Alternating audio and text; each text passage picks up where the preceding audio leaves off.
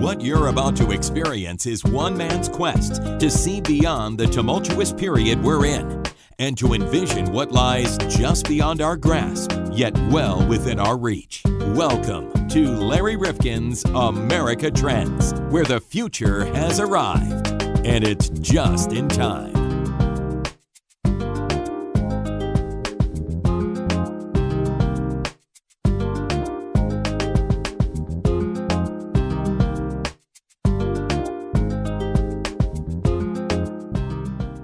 Welcome back to America Trends Podcast, and John and I are hoping that you're having a wonderful day, and whenever you're listening to us, that you get benefit from all of these trends that we are looking at in our country. And we have a very disturbing trend, because I'm not certain that this has ever trended down, John. The notion that Black America really has to be on guard and has to really fight for any ground that it can occupy here in the United States. And we have two individuals who are going to be joining us today who've looked at the notion of policing Black bodies. And John, this could not be more topical when you saw what just went on in Philadelphia at a Starbucks. Two Black men were there, evidently to have a meeting with another gentleman, and they were waiting around. And a lot of people do that, John, you know, at a Starbucks. Yeah, they hang out there. People just hang out there on their computer. In fact, I've seen them hang out there on their computer not having a coffee in front of them. So, I mean, people just kind of hang. Exactly. And I don't know that these individuals had actually patronized the place, whether they had bought anything. I don't think they had. But the manager came by, a woman, and she got suspicious. Now, there was a young woman who evidently recorded a lot of this. It's gone viral. I think about 10 million people have seen it. And she said, hey, I was there. I wasn't buying anything either, I don't believe. And I was sitting there, and nobody asked me what I was doing there. Nobody called the police on me as they called the police on these two individuals. So what was the defining characteristic here? This surprises me. This whole course of events here surprises me because, like I was saying, my daughter worked there, and I would go down there and pick her up, and I'd go in and have a coffee or something sometimes, and there was a lot of people that just hanging around. They were conducting business there, you know. But they weren't drinking anything. They were reading the paper or on their computer or. I mean, this just shocks me. No, really I know, does. but it is going on. And Howard Schultz apologized from Starbucks. But I think this is emblematic. John, I'm preparing for another podcast of ours, and we're looking at a really fascinating issue that I hadn't thought about in a long time. And we tell people that we are here in Connecticut, and Connecticut is the locus for a book called Free Our Beaches. And it's all about the 1970s.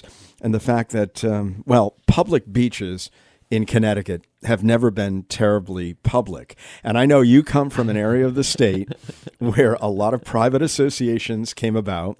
And there was one reason for these private associations or towns locking away the beach. And that was to keep people away. Primarily Black people. I mean, let's be honest about it. Yeah, well, I don't know if it was primarily Black people, but it does keep people away. I mean, you're right. That's what it was designed for. You know, these people with the big houses don't want a lot of people on the beach, and I mean, maybe it was for Blacks. I don't know. Well, think about it, John. Yeah. I mean, in Fairfield, what was next door? Bridgeport. Right, that's true. And that's Bridgeport, of course, because of the factories and because they couldn't really take care of their public beaches, they weren't terribly desirable. So, I mean, this whole issue of what's your ground and what can you stand on. I don't want to confuse it with stand your ground, but the whole idea of Blacks in America having to fight for every inch of ground and space, whether it's on a bus, at a luncheonette, on the beach, at Starbucks. This is a long-standing problem in America. I tell you, this is a sad story why we're having this conversation at 2018. I mean, it's just unbelievable. Well, some people think, well, the job has got to be done. Check it off. There aren't problems in America, but we have seen too much of late. We know there are still problems, and we can't forget it. Hey, look, it took 100 years from the Civil War to get a Civil Rights Act. That's what true. does that tell you? 100 years. So I know everybody thinks everything should be resolved today, but it's not. And we've got to talk about these issues, and that is why we have a report card on what is going on about policing black bodies still in the United States of America in 2018. Dr. Angela Hattery, Dr. Earl Smith, they're going to weigh in on the topic today. And by the way, they named their book Policing Black Bodies, John, for a clear purpose. And what was that purpose? Well, if the word body stands out to you, they wanted it to, because that suggests that our slave past is not necessarily something that we can forget or that we have totally overcome. There's not slavery in America, but there are many indignities and there are many injustices that still go on. And we're going to be talking about it today on America Trends. All right. Do you think millennials are dealing with this better than we did? I do. And I think there's much more acceptance among millennials, and I think they're going to make a big difference.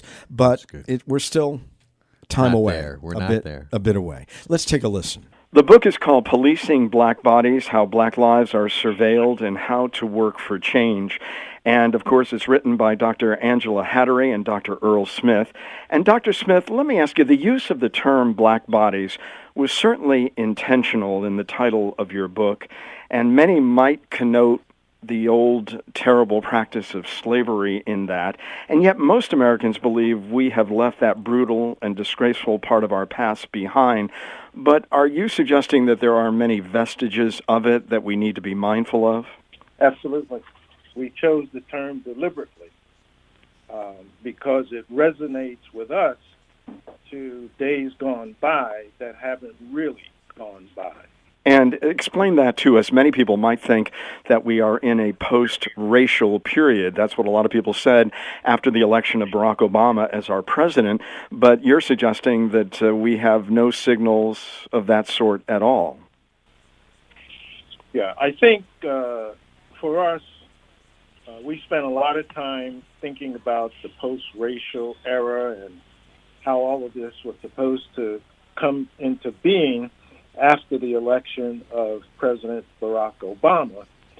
But when you look at the indices that tell us how we're doing, and you look at these indices by racial and ethnic groups, not much has changed for African Americans since the setting up of the Great Society in the 1960s. So when you look at things like school attendance, graduation from high school, entry into college, at first the numbers look great. Say, oh my gosh. But then you have to say change from what to what? What has changed? What do you call it? Housing, the ability for African Americans to own homes hasn't changed very much. A lot of people got caught up into the scandals from the big banks such as Wells Fargo. And so it seems to us that the black body as a way to look at the violence that has crept up into the African American community, the various ways that we criminalize young black men, more so than black women, but young black men, school suspension. I mean, there's a whole array of indices that we look at to put this book together. Dr. Hattery, are there any metrics that suggest that progress is real? That's a great question. I would say no. I think that if you look at the data, we're incarcerating, the numbers fluctuate a little bit, but for the most part, we're still incarcerating an enormous number of people. We far outpace the rest of the world. And that burden is particularly borne by the black community. People talk about we're addicted to incarceration or mass incarceration, and that's true. But what's missed in that phrase, and either of those phrases, is that we're actually addicted to incarcerating black bodies. And I think, thinking also about not just the matter of incarceration itself, that incarceration sort of marks the body forever. So once people are incarcerated, and even if that rate were to go down slightly, people then come back out, and most people do come home. They can't get jobs, they can't get an education. There's no place to live. They're banned from living in public housing. And so that stigma is literally marked onto the body, pretty much indefinitely. And there just doesn't seem to be any movement that's positive. In fact, are we backsliding? By that I mean, do you believe that many in white America were sending a message to black America with the election of Donald Trump following Barack Obama's twice being elected? Yeah, absolutely. I think it's a message. And I think that, black bodies that's where that message is being written. That's certainly one way of thinking about it. In addition to electing Donald Trump, he appointed Jeff Sessions as Attorney General, and the evidence so far suggests that although some of the gains that Obama put into place with regards to incarceration were actually very small, they were significant. And Sessions has indicated he plans to turn all those things back. So back in the business of the federal government using federal prisons, privatizing federal prisons. He seems to be interested in turning back the small gains on the crack powder cocaine disparity that ensnares a lot of black people in the system of incarceration. And I would lastly point to the opioid epidemic, which is tragic, but our reaction to the opioid epidemic, which is mostly affecting white people, has been much more humanitarian than our reaction to black bodies who have largely been using and addicted to crack cocaine. And so I think that sort of smacks right back in the face in the black community. Dr. Smith, in many states there are efforts to reform the criminal justice system as it does ensnare blacks disproportionate to whites. Do you see these efforts having an effect going forward on the school-to-prison pipeline? Actually, no. We looked at some of these so-called reforms, and they're minimal. President Barack Obama started a program in the federal prison system where he exonerated nonviolent prisoners, and it got a lot of headlines. Once you dig into the practice, you began to see that it was very, very complicated. People had to go into halfway houses. They had restrictions. I remember a National Football League player, I forget his name, whose mother never saw him play. She was exonerated. She was happy that she was going to be getting out. She could go see her son play football. And she couldn't go to the game because she was limited to stay in the state where she had been incarcerated. Jared Kushner is supposed to be heading up a prison reform program. I've seen nothing that says exactly what that's supposed to be. There are still people, black people, in prison. We have to be reminded that half of the prison population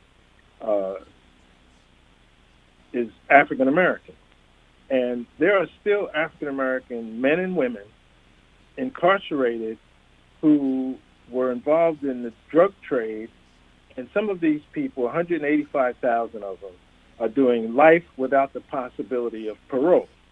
And we like to remind people that even Charles Manson, before he died, even Charles Manson was able to get parole, although it never happened.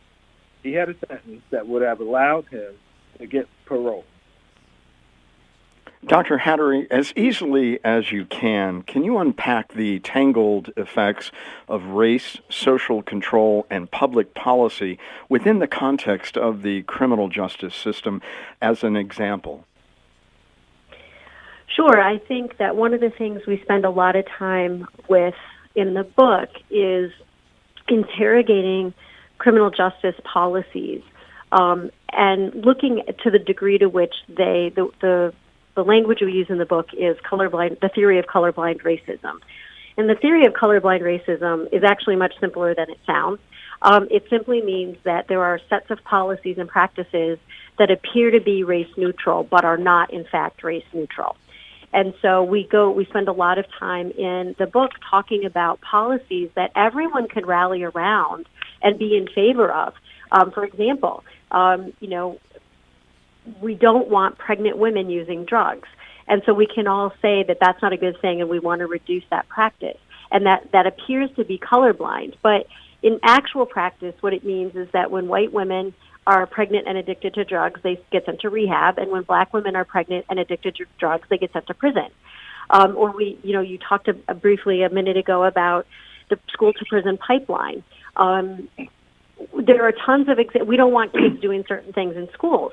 But when you look at the data, it turns out that when white kids engage in certain kinds of misbehavior, their parents get called or it's handled internally in the school. When black kids do the same thing, and I'll give you an example, they get handcuffed and booked in down at the local jail. It's not far from where we live in Prince William County, Virginia. A young man about a year and a half ago was arrested, handcuffed, taken off, and booked in at the jail for, quote, stealing a 65-cent carton of milk off the lunch line. It turns out he was also eligible for free and reduced lunch, so it clearly couldn't have stolen anything. But white kids, when that happens, that's handled internally. When black kids engage in that same misbehavior, they end up ensnared in the criminal justice system. And this young man, fortunately, although it took a year and a half to resolve his case, is not going to juvenile detention or to prison.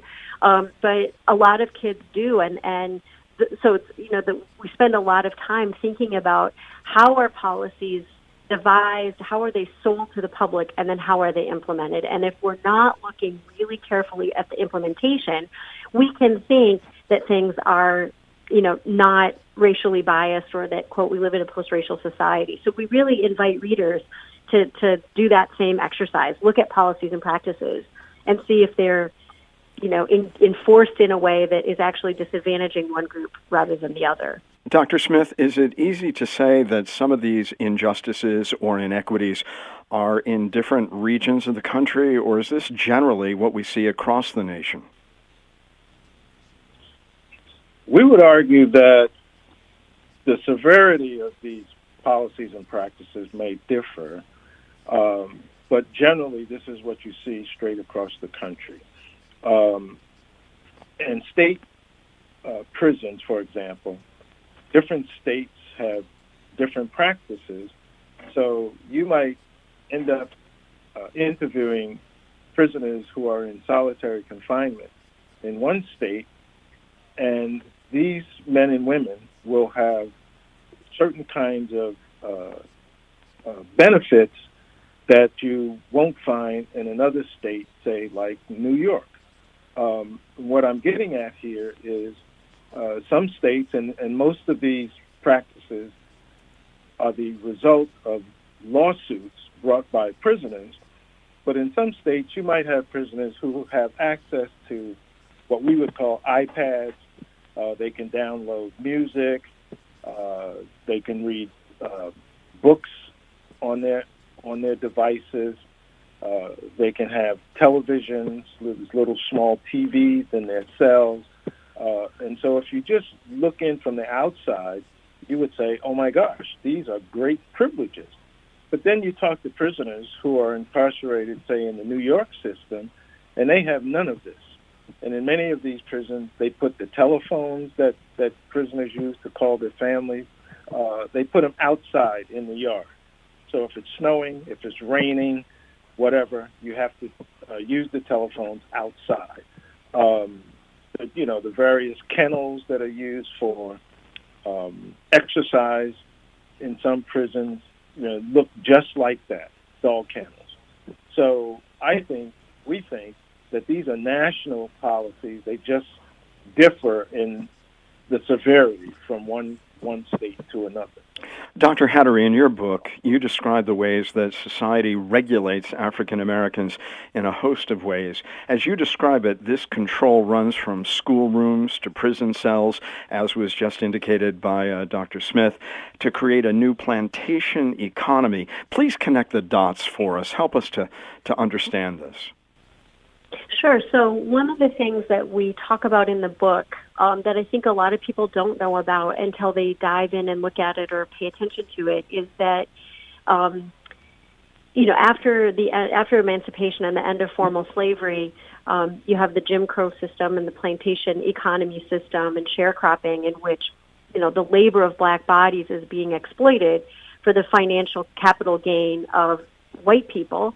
That the same thing is actually happening, and we argue deliberately, in the prison system. And I would point to two examples, and one of those is what we call prison industries. And so the enormous number of products that are made in prisons at substandard wages that are then sold on the open market at regular cost. Many states' Department of Corrections have furniture plants inside of prisons. And we think prisoners, inmates working is a good thing. It gets you out of the cell. It might teach you some skills that you might be able to implement once you're released. But what's happening in these factories, for example, furniture factories, is inmates are being paid around 54 cents an hour. The going rate for furniture work in the free world is more like $18 to $20 an hour. So they're producing furniture that then other public institutions in the same state are required to purchase. So in Virginia, the Virginia Department of Corrections has a company called VCE, or Virginia Correctional Enterprises. They make all of the furniture that other state organizations are required to buy. So on a college campus, for example, all of the furniture in the dorm rooms and the classrooms and the offices is all made by inmates in the state of Virginia, but purchased at fair market value. So we talk about in the book, writing one of the chapters in our library, and the furniture that we're sitting in, we could get for half the price at IKEA, which also has to pay a fair wage to their employees. So there's a lot of money being made off the backs of primarily black people and black bodies working in prison industries. The other thing is a little bit like if you build it, they will come.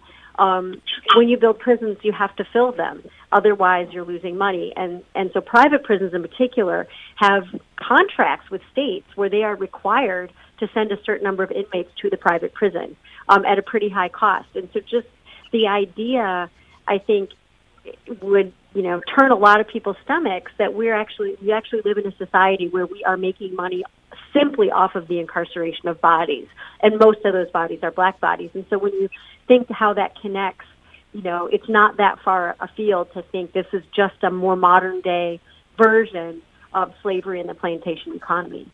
Now, there have been a number of high-profile cases in America over the last several years of black lives lost at the hands of police officers. And Dr. Smith, do you view this as a consequence of our troubled history, just a continuum, or is there a growing problem owing to new tensions? What is this? Old and new, connected together. You come out of slavery, and we don't talk a whole lot in the book about slavery, but you come out of slavery where you had patrols that went after people either to bring them back dead or alive. And so you have these police forces where you have a minority community, like, say, Ferguson, Missouri, and the police force is made up of majority officers. So you have tensions in the community, everything from stop and frisk to fishing expeditions. And what people didn't know before the Ferguson flare-up was that many people in that community had been stopped. And each time they were stopped, they were given a ticket, and the ticket resulted in a fine. And these things piled up year after year after year. So we had individuals living in Ferguson who were, charged thousands of dollars in fines that they couldn't pay just because they didn't have the money. And the stop and frisk charges were, the officer said the tail light was out. In many cases, we're being told that the tail lights were busted out deliberately. So police departments had practices to squeeze members of these black communities. And so if you look at what happens after Ferguson, after Baltimore, and many other cities, once the Department of Justice comes in, one of the first things they do is draw up these policies that says you have to fix this. You have to train your officers to treat people decently. You have to train your officers that working in these communities, they're working to protect and serve and not to harm people. It's no mistake that we haven't read one article since the killing of Trayvon Martin, not one article about the systematic killing of young white men, not one. And yet in our book, we can show before Trayvon Martin and up through this year, systematically, young black men, most unarmed, have been killed by police. We'll return to this episode of America Trends in just a moment. If you like what we're doing here at America Trends Podcast, please don't keep it to yourself. I know there are a lot of people, John, who think, well, if I'm listening and somebody else wants to listen at the same time, maybe we're going to collide and they're not going to be able to hear us. Yeah. Is that the way the technology works? No, there's plenty of bandwidth. Everybody can listen at the same time. All right. Well, that sure dispels that myth. Now, you can do a number of things that would really be helpful to us. You could give us a kind rating or a review at Apple Podcasts, and that boosts what they consider to be our value and visibility. And what does that do, John? Well, that puts us in the forefront so that you can find us easier, and most important is other people can find us easier. And you can subscribe there or on our site, americatrendspodcast.com, or wherever you're listening, so we can alert you to new episodes of the podcast, which, by the way, we put out twice a week on Tuesdays and Thursdays. And stay in touch with us on both Facebook and Twitter at Trends Podcast. Or you can like us on Facebook or follow us where, John? On Twitter. On Twitter, that's right, where the world turns to hear fake news or whatever it is. Well, Not you can us, direct though. We message have real us news. at Trends Podcast or using hashtag Trends Podcast. And John, with our growing audience, and really it's been pretty remarkable, a lot of people just came to us the last month or two, and they might have missed earlier episodes. Can they get them again? They can look through them and pick the ones they want to listen to. They're all on the website, and a lot of them are up on iTunes, many of them. All right. Well, listen, there's lots of material to listen to. We hope you have the time, and we'll lend it to us because we try to make it worth your while. And thanks so much for listening. And tell your friends. We now return to this episode of America Trends. I think people might be surprised that the numbers are pretty staggering when you look at the rates of unarmed black men killed by police in contrast to whites. Now, critics might say, and Dr. Hattery help us with this, that black Americans also commit a disproportionate amount of crime. Please square this circle for us. Yeah, that's a very common misperception. There are some crimes where you see minor differences. And, we talk about those in the book. White men are, for example, far more likely to steal your 401k dollars through embezzlements or Ponzi schemes. They also happen to be more frequently convicted as child molesters.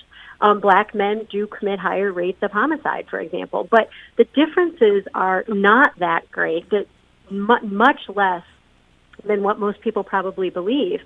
And more importantly, where I think most people are incarcerated are for drug possession offenses and nonviolent offenses. And there we see that actually rates of drug use and drug abuse are nearly identical across racial groups. So clearly what's happening, as Dr. Smith was talking about fishing expeditions and stop and frisk, is that in black communities, there's a presumption of guilt, and police officers are over-policing, and so they're ensnaring way more black bodies into the criminal justice system, even though they're not committing disproportionately more crime. And in fact, again, following up on Dr. Smith's comments about Ferguson and Baltimore, if you consider the fact that you can pull someone over who's poor and disproportionately likely to be black, and they won't be able to pay the fine, and then they get caught in this cycle of interest and extra fines being placed on top of them, why not police black bodies? Because you can raise more revenue. It came out that Ferguson, the police department, just ticket writing was generating 20% of the city's budget, $3 million a year, all off of the backs of around 22,000 Black people who live there. And so, from that perspective, making the public believe, contributing to this myth that Black people are committing more crime, allows white people to buy into the idea that we should be doing a lot of policing in some neighborhoods in Ferguson or Baltimore, when in fact, that makes sense if you're interested in generating revenue, but it doesn't make sense if you're interested in equitable policing practices and reducing crime. Well, Dr. Smith, help us. In New York City, they had the stop and frisk laws. Then they took those off the book in response to community concerns, and yet still their crime rate is very, very low. What does that tell us? Well, if you listen to the former chiefs of police, the current chiefs of police, Mayor de Blasio, it tells us that protect and serve is actually working right now. Once you stop squeezing people, beating up people, after you stop them for no apparent reason, and you go about the business of what we would believe is correct policing practices, then in fact you're going to have lower crime rates. This data that's coming out of New York is mind-boggling. The homicides are down. All kinds of crime is down. I think property crime might be the highest. And you say, what brings this about? And my answer would be that police are doing the job that they're trained to do, and they're leaving innocent people alone. Many whites, of course, dispel the notion of white privilege.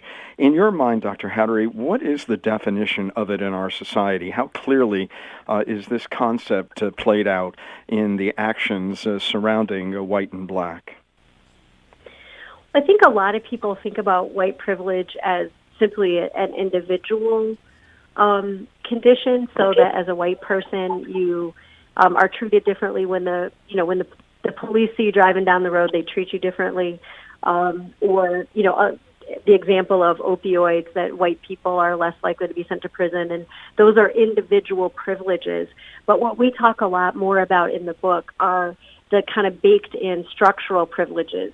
So, for example, the fact that Black people are far more likely to live in poverty than white people means that the cost of incarceration or the ability to pay fines and fees is significantly worse, and that it's harder. And so that disproportionately sets the Black community farther and farther and farther behind. We talk about the accumulation of advantages and disadvantages. And since the inception, since the first slave ship arrived in this country, Black people have been fighting an uphill battle of accruing disadvantages, whereas white people have been accruing advantages instead.